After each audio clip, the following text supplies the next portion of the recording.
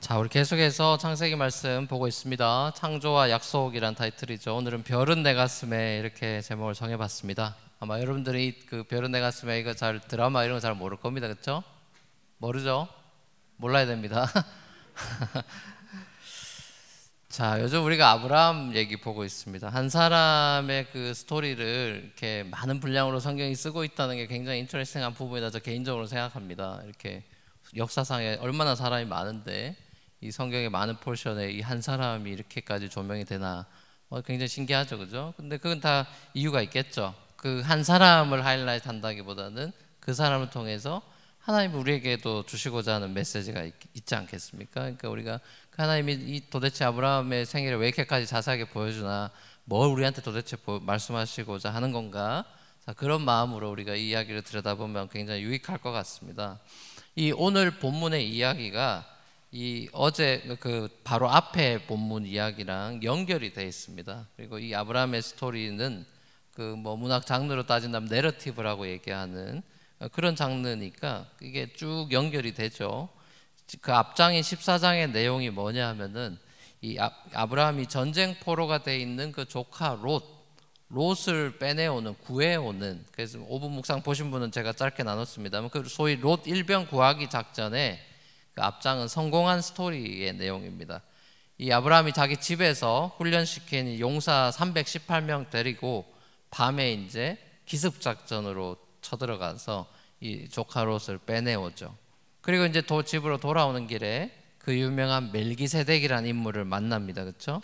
그래서 그분한테 10의 1조, 11조를 쭉 드리고, 그리고 이제 소돔 왕이 승리의 대가로 뭐 주겠다 이랬는데 그거 노 땡큐 이러면서 안 받는다 이러면서 가나안으로 이제 돌아오게 됩니다. 이 모습을 쭉 보면서 이기고 또 돌아오는 과정 속에 뭐 11조 드리고 뭐 이런 장면들을 보면 이 아브라함이 이 자기가 이긴 이게 자기가 잘 싸워가지고 이겼다는 게 아니고 하나님이 이게 도와주셨다. 11조 드린 것도 그렇고 여러 가지 면에서 이 전적으로 하나님이 도우셔서 이렇게 된 겁니다라는 믿음의 그 모습을 보여주고 있는 걸 보게 됩니다. 이 목숨을 건 그 전투에서 승리를 거두고 자기 집으로 다시 돌아온 아브라함이 한편으로는 좀 겁이 났던 모양입니다. 무서웠던 모양이에요. 왜냐하면 다시 그 자기가 무찌른 동맹국들, 한 나라가 아니라 동맹국의 나라를 쳐들어간 거기 때문에 그 동맹국들이 자기한테 다시 쳐들어와가지고 얘네들이 그냥 넋놓고 있다가 당했으니까 이 괘씸하다 해서 보복하려고 다시 자기한테 쳐들어올 수 있겠다, 그런 생각을 한 것 같습니다. 마치 갈멜산에서 850명의 그 바알과 아세라를 섬기던 선지자들하고 영적 전쟁 펼치면서 막 하늘에서 불을 내리고 하는 그 유명한 스토리 있죠. 자, 그런 엘리야가 다시 현실로 돌아왔을 때, 이 집으로 돌아왔을 때 이세벨 왕후가, 그 당시 그 왕후가 있죠. 이세벨 왕후가 자기 죽이려고 지금 막 칼 갈고 있다, 그런 소식을 들었습니다. 그러고 이제 굉장히 두려워하는 모습을 봅니다. 그러니까 용기백배, 갈멜산에서 용기백배 하던 엘리야랑 집에 돌아와가지고 무서워하는 엘리야가 똑같은 인물인데 너무 다른 거죠, 그렇죠? 근데 아브라함이 그런 거예요 지금. 여러분, 그러니까 이런 거 보면 뭘 알 수 있냐면은 아무리 믿음이 좋은 사람이라 하더라도 사람은 사람인 거예요. 그러니까 두려움을 느껴야 되는 상황에 있으면 싹 다 두려움을 느끼는 겁니다. 이국 땅에 정착해 있던 아브라함이 늘 이민자로 나그네로서 겪어야 되는 그런 외로움과 또 주변 상황이 맨날 시시각각 변하는 거에 대한 두려움이 있는 겁니다. 특별히 이 아들 하나도 없는 상황에서 너와 네 자손을 통해서 큰 민족을 이루어 주시겠다는 이 하나님의 약속의 말씀이, 이게 자기 삶을 들여다보니까 점점 더 이게 믿기 힘든 상황이 되고 있는 겁니다. 자, 그래서 아브라함은 자신의 이 삶, 자신의 운명에 대해서 이렇게 딱 생각을 해보니까 이게 생각하면 생각할수록 불안하고 두려운 겁니다. 나그네로 이민자와 또 유학생으로 살아가는 저와 여러분들과도 어떻게 보면은 나그네 이 삶에 있는 이 아브라함의 모습이 비슷한 점도 있어 보입니다. 아브라함이 두려움 때문에 이제 막 실수를 하는 경험도 많이 있죠. 창세기 12장의 첫 그 실수 장면이 나오죠. 가나안에 이제 기근이 먹고 살기 힘들어져 가지고 경제적인 압박을 이제 견디지 못해서 이제 거기 약속의 땅에서 가나안에서 이집트로 내려가게 되죠. 근데 그곳에서 이제 낯선 곳에 또 살아가야 되니까, 이집트는 완전 딴 나라니까 거기 가가지고 자기 이게 목숨이 이게 괜찮을까 신변의 위협을 느껴서 와이프한테 당신 우리 둘이 그 부부 관계라고 얘기하지 말고 그냥 네가 나를 오빠라고 불러라, 시스터인 것처럼 해야 돼, 난 그럼 나 죽는다. 그래서 그렇게 거짓말하라고도 얘기하는 모습을 보죠. 그러니까 아브라함의 굉장히 그 인간적인 모습을 우리가 봅니다. 사람이라면은, 인간이라면은 누구나 당연히 두려움의 감정을 느낍니다. 하지만 C.S. 루이스의 그 스크룹테이프 편지라는 유명한 책이 있죠. 거기에도 나와 있듯이 이 사탄은 그리스도인들이 이 현재의 두려움이야말로 자기한테 주어진 십자가다 이렇게 생각해야 되는데, 지금 나한테 주어진 어떤 두려움이 내가 져야 되는 십자가다 이런 걸 생각해야 되는데, 사탄은 그렇게 생각하지 못하게 하고 어떻게 생각하냐 하면은 오로지 미래 일들의 줄창 자기가 두려워하도록 매달려 있도록 하고, 아직 안 일어난 일인데도 불구하고 그게 내가 져야 되는 십자가다라고, 지금 이 상태가 아니라 이게 월스 돼가지고 저렇게 발전하게 될 미래 것에 대해서 투머치로 걱정하고 염려하게끔 사단이 몰아간다, 뭐 그런 얘기를 합니다. 신약의 이 성경의 신약 성경의 복음서에도 보면은 예수님의 제자들이 이 쉽게 두려움에 휩싸이는 모습을 보죠. 그래서 복음서를 잘 읽어보면 이 두려움이라는 게 믿음의 반대말이라는 걸 알 수 있습니다. 결국 이 두려움의 해결책은 그리스도를, 예수님을 믿는 믿음에 달려있다라는 사실을 이 복음서 저자들이 뭐 사복음서에서 다, 특별히 공관복음서에서 계속해서 강조하는 걸 봅니다.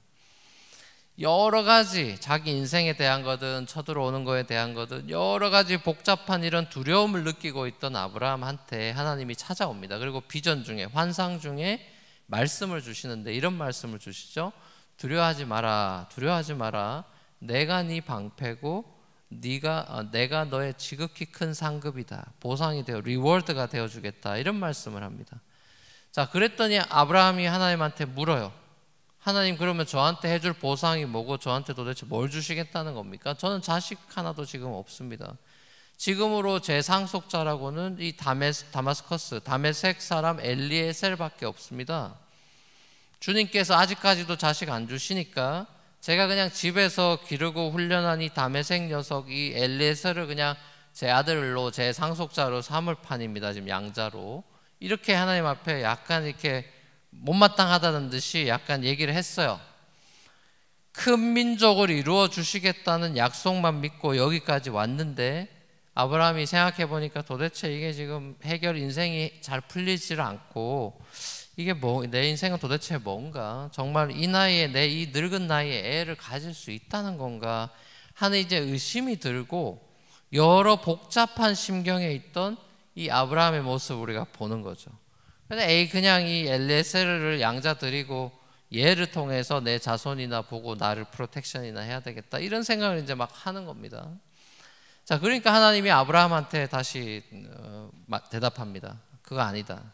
그건 나를 굿 아이디어 이러면서, 엘리에셀은 네 상속자가 아니다. 네 몸에서 태어날 애가 상속자가 꼭 될 거다.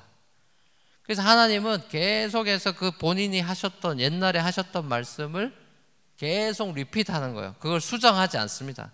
아, 그래 뭐 엘리에셀이 해도 되겠네 이렇게 수정하시지 않아요. 계속 원래 했던 오리지널 플랜대로 쭉 밀고 갑니다. 그러면서 뭐라 그러시냐 하면, 밖으로 나와라 이러면서 텐트 안에 있던 이 아브라함을 텐트 바깥으로 나오라고 해가지고 하늘을 딱 쳐다보면서 하늘을 손가락을 가리킵니다. 우리 지금 이런 뉴욕 이 지역에서 밤하늘 봐도 별 볼 일이 없죠. 진짜 별이 별로 없죠, 그죠? 근데 이 고대의 광야 사막 지역에 그 어둠 속에서, 전기 하나도 없는 땅에서 별 쳐다보면은 별이 막 완전히 정말 쏟아지는 거죠, 그죠? 그 아름다움 그 자체였을 거예요. 시골에 우리가 좀 유저 저 안으로만 들어가도 별이 좀 더 많이 보이잖아요.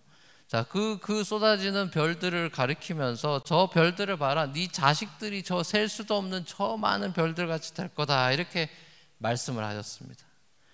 하나님이 적들로 인해서 두려움과 또 자식 없음 때문에 겪어야 되는 외로움에 있던 이 아브라함한테 찾아오셔가지고 별을 딱 보여주면서 꿈을 이야기하십니다. 말 그대로 그날 밤에 하나님이 아브라함한테 비전 중에 비전을 보여주셨어요. 하나님께서 아브라함을 갈대아에서 부르신 부르심의 목적을 이 시청각 교육으로 보여준 겁니다. 저 별들은 내가 만든 거잖아. 저 별들처럼 내가 너를 통해서 많은 사람들이 저 별보다도 더 빛나는 아름다운 축복의 사람들이 되게 할 거야. 이 너무 멋지고 아름다운 이 거창한 꿈이었지만은 아브라함이 그걸 믿음으로 받아들이기에는 자신의 이 현실이 너무 초라한 거죠. 당연히 아브라함이 살아생전에는 절대로 이룰 수 없는 꿈입니다. 더더군다나 저 무수한 별들처럼 생긴 자식을 아브라함이 볼 길이 없죠. 그러니까 결국 그런 면에서 이 꿈은, 이 비전은 아브라함의 꿈이나 비전이 아니라 하나님의 꿈이요 하나님의 비전이었던 거죠. 하나님이 아브라함에게 하나님이 품고 계시는 하나님의 나라라고 하는 그 많은 사람들이 복받게 되는 그 하나님의 나라라고 하는 하나님의 꿈을 이 아브라함한테 보여줬어요. 자, 이렇게 오늘날도 하나님은 인생의 두려움과 외로움 가운데 처해 있는 당신의 자녀들을 친히 찾아오십니다.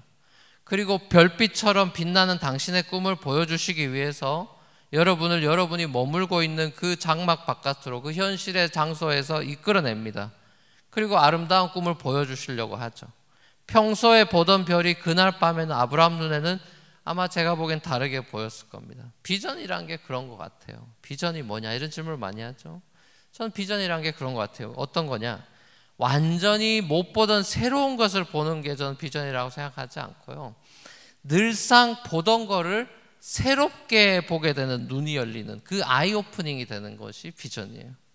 그러니까 완전히 상상하지도 못했던 걸 보는 게 아니라 늘상 보던 건데 새롭게 보는 눈이 열리는 게 저는 비전이라고 생각해요.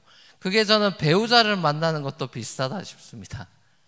교회에서 늘 보던 자매인데 이게 수련회 갔다가 수련회 가니까 애가 달라져 보이는 겁니다. 똑같은 애인데 밥 먹고 특별히 놀고 그러다 아침에 또 화장기 없는 얼굴로 아침에 이렇게 예배하러 딱 나왔는데 그 머리 안 말린 그 축축한 머리와 그걸 또 뒤로 넘긴답시고 이렇게 하고 있는 그게 이뻐 보여가지고 결혼하게 되는 겁니다. 늘 보던 형제인데 그날따라 멋있어 보이는 거죠. 막 선교한다고 집 나르고 막 이렇게 하는데 보니까 그날따라 막 멋있어 보이는 거예요. 여기 있는 청년들에게 그날이 속히 오길 바랍니다. 아무튼 여러분을 이끄시는 그 하나님의 손을 여러분들이 붙잡아야 돼요. 일어나 함께 가자. 하나님 여러분들을 붙잡고 싶어 합니다. 그래서 하나님의 이끌림을 받으면 별을 보는 겁니다. 영광을 보는 거예요. 비전을 보는 거예요.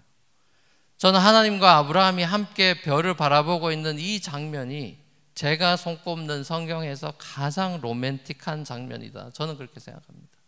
둘이 그 하늘에서 아무도 없는 곳에서 하늘의 별을 바라보는 그 장면, 그 쏟아지는 그 아름다운 별을 보는 그 장면은 굉장히 제게는 로맨틱해 보여요. 마치 사랑하는 연인이 별을 바라보고 꿈을 이야기하는 제가 옛날에 학교 다닐 때는 알퐁스 도데 별이라는 그 짧은 단편 소설인데 그 소설과 같은 그 소녀와 소년이 함께 별을 바라보는 그런 장면 같이 보입니다. 아브라함이 결국 하나님의 그 로맨스의 마음이 녹아서 아브라함이 하나님의 말씀을 믿었다고 돼 있어요. 아마 눈이 먼 것 같아요. 하나님의 그 멋짐에, 그 아름다운 멋진 폭발에 이 아브라함이 완전히 눈 녹듯이 녹은 것 같아요. 그래서 믿었다고 이렇게 돼 있어요. 6절에 보면 아브라함이 주님을 믿으니 주님께서는 아브라함의 그런 믿음을 의로 여기셨다 이렇게 돼 있어요.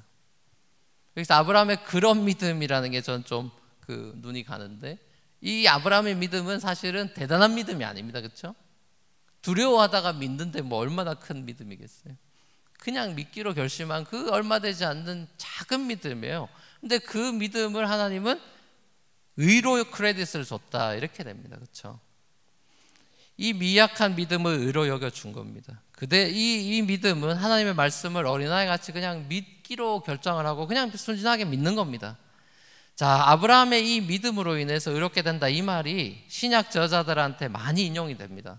그래서 루터 같은 경우는 이거를 이신칭의다, justification by faith다, 이 교리를 만드는 근간이 되는 성경 구절로도 사용이 되는 거죠. 로마서 4장에 많이 나오죠. 로마서 4장에 사도 바울이 이 구절을 4번이나 반복해서 인용합니다. 바울이 여기에서 아브라함이 믿음의 조상이 돼가지고 유대인들에게나 이방인에게도 믿음으로 인해 의롭게 여김을 받는다, 이거를 논증할 때 계속 이 구절을 갖다 댑니다. 특별히 사도 바울이 아브라함이 할례를 받기 전에, 아브라함이 할례 받는 장면이 17장에 나오죠. 지금 우리 15장 보고 있죠. 할례 받기 전에 이미 의롭다함을 먼저 받았다라는 사실을 사도 바울이 지적하면서 이게 무슨 말이냐? 아브라함이 믿음으로 의롭다함을 얻었다는 것은 할례 받기 전, 곧 율법, 언약에 대해서 완전한 순종하기 전에 된 거기 때문에 완전한 순종으로 의롭게 된 것이 아니라 일단 믿음으로 의롭게 됐어요 라고 얘기를 하고 있으면서, 그건 무슨 말이냐? 하나님의 은혜로 이미 이 아브라함이 의롭게 되었다, 이거를 사도 바울이 강조하고 있는 겁니다.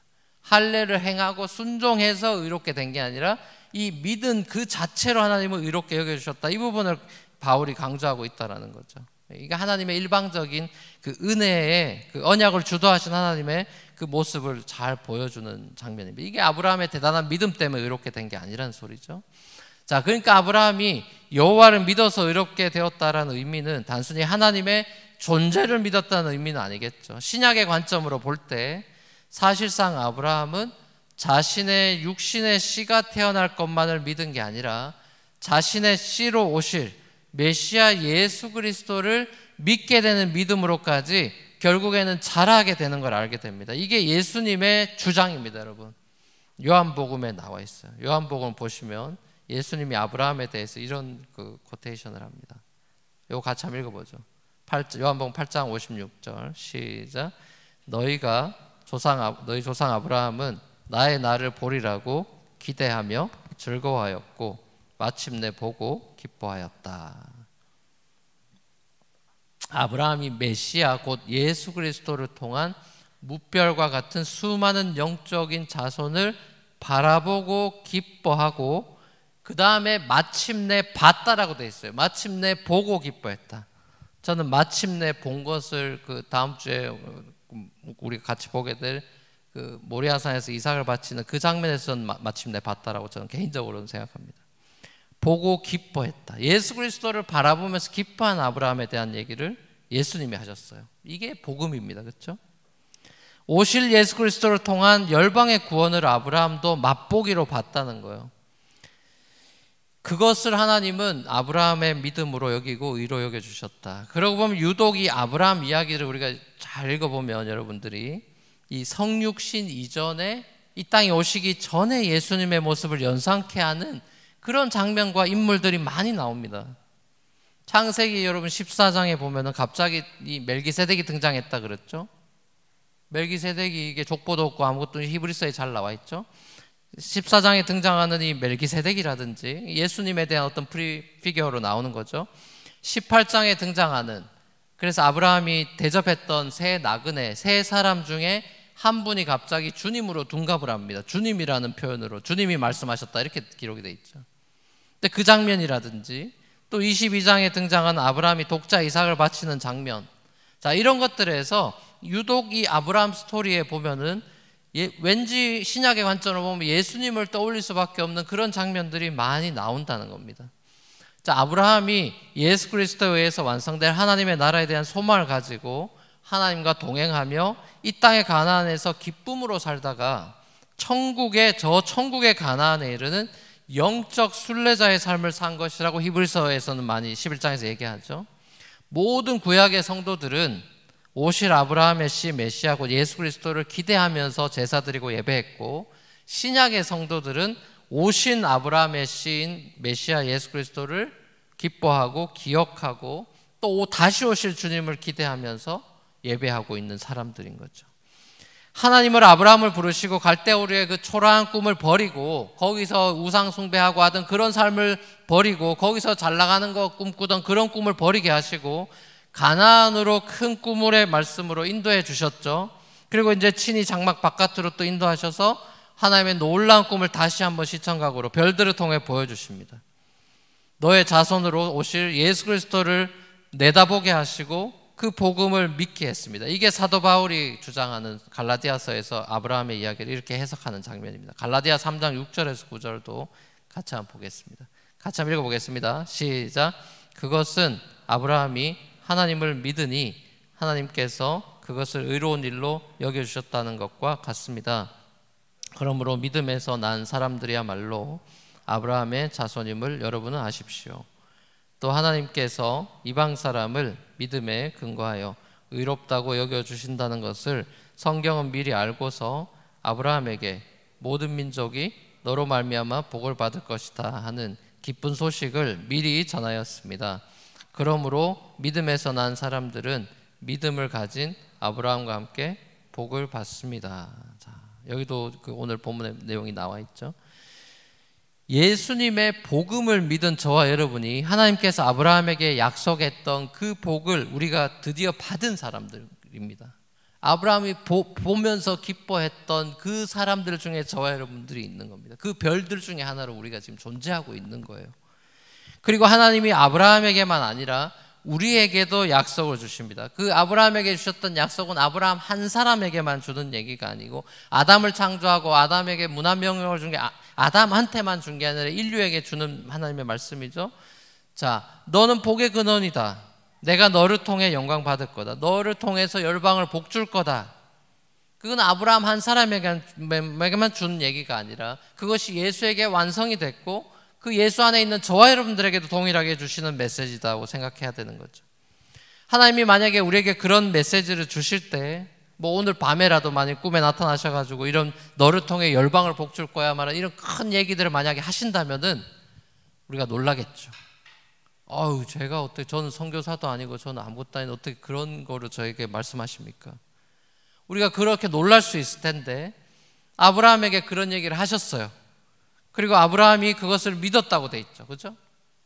보여주실 때 믿었다고 돼 있고 그것은 신약의 마리아, 예수님을 품게 되는 그 마리아처럼 주 뜻대로 주의 말씀대로 제게 이루어지이다 라고 순순히 받아들였던 그 어린 마리아처럼 우리도 하나님이 우리에게 그런 메시지를 주실 때 우리도 순순히 잘 믿기지 않는다 하더라도 반응할 수 있는 그런 마음이 저는 필요하다고 생각해요.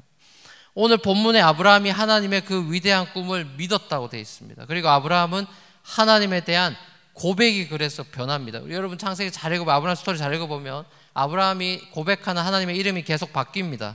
오늘은 어떤 하나님에 대한 이름이 나오냐 하면은 O Sovereign Lord라고 고백합니다. Sovereign Lord.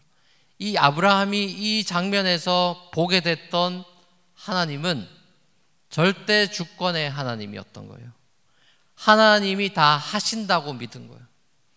절대 모든 걸 sovereign으로 모든 걸 컨트롤하신 하나님을 믿은 겁니다. 자신한테 이 꿈이 이루어질 것 때 이런 믿음을 가지고 하나님 그렇지만 제게 더 확실한 증표를 하나 남겨주세요 이렇게 요청하죠. 자, 이 약속의 증표를 보여주기 위해서 하나님은 아브라함한테 그럼 이렇게 하라라고 뭐라 그럽니까? 3년 된 암소 가져와라, 3년 된 암염소 가져와라, 수양 가져와라, 산비둘기 가져와라, 집비둘기 가져와라 이런 식으로 희생제물, 레위기에 등장할 법한 그런 동물 희생제물들을 가져오라 그러죠. 이 3년 된 제물 왜 굳이 3년 된 거냐 이런 또 질문이 될 수 있는데 3년 된 제물은 이 동물 양도 그렇고 염소도 그렇고 수양도 그렇고 다 3년 된 애들이 제일 싱싱한 애들입니다. 제일 고기로는 최상급 고기예요. 최상급. 그러니까 사람으로 치면 여러분 같은 20대겠죠. 20대의 그런 최고의 그런 힘 있는 그 제물을 최선을 다해서 준비하라 이런 뜻이라고 저는 생각하는데요. 자, 그래서 이 아브라함이 그 말씀하신 대로 제물들을 취하고 그 제물들을 다 반으로 이제 딱 쪼갭니다. 반으로 쪼개면 그 얘네들 염소며 양이 자, 나 이제 반 쪼갤 테니까 가만히 있으라면 가만히 있습니까? 난리 칩니다. 그죠? 반으로 쪼개는 보통 일이 아닙니다. 근데 그거 이제 피 튀게 하면서 자르는 겁니다. 보통 일이 아니죠. 피가 나죠, 거기. 자, 그래서 이제 씨름씨름 하면서 땀 뻘뻘 흘리면서 반 다 갈라놨어요. 자, 그래서 이제 너무 피곤해가지고 스르륵 잠이 들었습니다. 그 해질 무렵이 됐어요. 갑자기 먹구름이 끄고 막 캄캄해지더니 하나님이 아브라함에게 또 말씀합니다. 그리고 말씀을 주시는데 또 이번에도 장래 아주 먼 미래에 대한 예언의 말씀을 주는데요. 네 자녀들이, 이스라엘 백성들이 이 가나안을 잃어버리고, 가나안 땅 잃어버리고, 가나안의 꿈을 잃어버리고 세상에 매여서 400년 동안에 애굽에서 종살이 할 거다. 거기서 살 건데 내가 그들 다시 출애굽시켜가지고 다시 가나안 땅에 데려올 거야. 이런 얘기를 해주십니다. 미리 아브라함한테. 아브라함하고 아무 상관없는 얘기를 하십니다. 쉽게 말하면. 자, 그러면서 타는 횃불이, 아브라함이 쪼개놓은 고기 사이로 타는 횃불이 지나갑니다. 자, 이거는요, 이스라엘의 그 400년의 이집트 종살이로부터 출애굽할 때 보여주신 이 불기둥을 연상시키는 걸 알 수 있죠. 또한 쪼갠 고기 사이로 지나가는 그 고대 언약식은 무슨 의미냐면은, 언약을 만약에 쌍방 중에 아무나 깨뜨리면은 이 쪼개어진 고기처럼 쪼개어진다, 목숨을 잃게 된다라고 하는, 이게 목숨을 건 비장한 각오와 맹세다, 이거를 하는 게 언약식의 이런 장면이거든요. 그러니까 쉽게 말하면 결국 하나님께서 내 목숨 걸고 내가 너와 언약 맺는다, 아브라함과 아브라함 잡손 내가 내 목숨 걸고 복 주고 만다, 하나님이 커밋하신 사랑의 서약식을 이렇게 하신 겁니다. 그래서 하나님이 지나가는 거예요. 아브라함이 지나가는 거예요. 하나님만 지나가신 것입니다. 왜 하나님께서 아브라함을 여러분 부르셨습니까? 왜 하나님이 아브라함을 복 주셨습니까? 왜 하나님은 아브라함에게 별을 보여주며 진짜 스타이신 예수 그리스도를 미리 맛보기로 보여줍니까? 왜 하나님이 아브라함에게 자신의 생애 동안 맛보지도 못할 이런 엄청난 비전과 꿈을 보여주십니까? 저는 이유가 하나라고 생각해요. 하나님은 아브라함을 너무나 사랑하셨습니다. 그리고 그 자손들을 사랑하시기 때문이에요. 하나님이 이처럼 세상을 사랑하시기 때문에, 다른 이유가 없죠. 스스로 하나님이 목숨을 건 사랑의 서약을 말씀만 하신 게 아니라 진짜 이루셨죠. 우리는 그 사랑의 서약을 하신 하나님께서 400년간 애굽에서 종살이 하던 아브라함의 씨를 구원에 내고야 마셔서 가나안에 집어넣는 걸 봤고요, 때가 참에 아브라함의 씨 예수 그리스도를 이 땅에 보내셔서 칠흑같이 어두운 그 하늘 아래서 스스로 희생제물이 돼서, 쪼개어진 희생제물이 돼서 십자가에서 피 흘려 죽는 그 언약을 완성하시는 예수를 봅니다. 약속을 어긴 아브라함 자손들한테 우리 카버넌트 맺었는데 너 어겼지? 너희들 다 죽어 라고 말씀하시는 대신에 내가 커밋했고 내가 타는 횃불로 지나갔으니까 내가 죽을게, 내가 너희를 위해 죽을게, 너희가 나와 다시 한 번 더 사랑하자 라고 애원하신 것이 십자가입니다. 그렇게 그분은 자신의 목숨을 버리면서까지도 아브라함의 자손들이 수많은 별과 같이 빛나는 그 아름다운 꿈을 주님은 절대로 단 한 번도 포기하신 적이 없으시다는 것이죠. 사랑하는 우리 뉴프런트 교회 우리 청년 여러분, 젊은이 여러분, 어쩌면 오늘을 살아가고 있는 여러분들의 현실의 그 밤이 이 아브라함의 이야기와 같이 두려움과 이 외로움과 좌절감과 이 깊은 어두움에 있는 상태일런지도 모르겠습니다. 특별히 팬데믹을 통과하면서 우리는 두려움의 터널을 많이 지나 나왔습니다. 그 과정에서 하나님께서 저와 여러분들을 지켜주셨죠. 방패가 되어주셨고 상급이 되어주셨어요. 그럼에도 불구하고 우리의 연약함 때문에 우리 삶에 여전히 문득문득 엄습해오는 두려움과 외로움에 시달릴 때가 많이 있죠. 그래서 마음이 힘들어서 성경을 펴보기도 하고 또 기도의 손을 모아보기도 하지만은 때로는 하나님이 내게 보여주시는 그 비전과 꿈이 별처럼 너무 멀게만 느껴질 수도 있을지도 모르겠습니다. 그래서 신앙이 회복되는 것이 어려움을 겪는 분들이 있는지도 모르겠어요. 그래 본인의 신앙을 걱정하고 있을 수도 있고, 본인의 미래 커리어를 걱정할 수도 있고, 결혼을 걱정하고 있을 수도 있고, 뭐 재정을 걱정할 수도 있고, 뭐 여러분이 걱정하고 염려하고 두려워하는 상황들이 많이 있을 겁니다. 자, 그런 여러분의 상황을 주님이 모르실까요?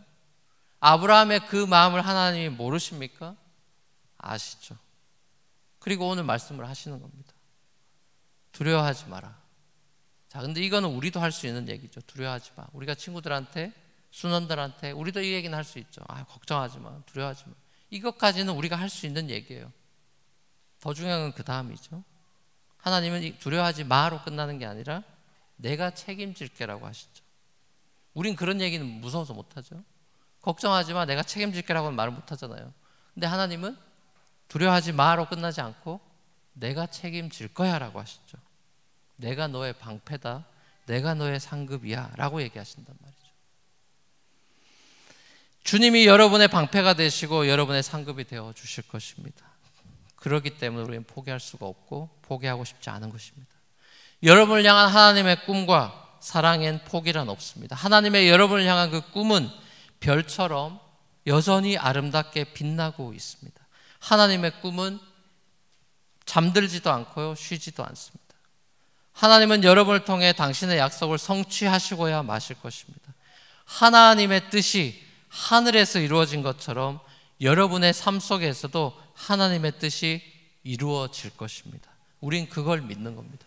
내가 그 뜻을 이루어가는 것이 아니라 하나님이 약속하신 그 뜻과 하나님이 보여주신 그 비전이 하나님의 때에 하나님께서 이루실 것을 우리는 믿는 것입니다. 이거는 밤이 왔냐, 어려움이 왔냐, 두려움이 있냐의 차원의 얘기가 아닙니다. 하나님이 그 모든 걸 뚫고 분명히 새벽을 주시고 야곱을 이스라엘 되게 하시고 아브라함을 아브라함 되게 하시고야 마실 것입니다.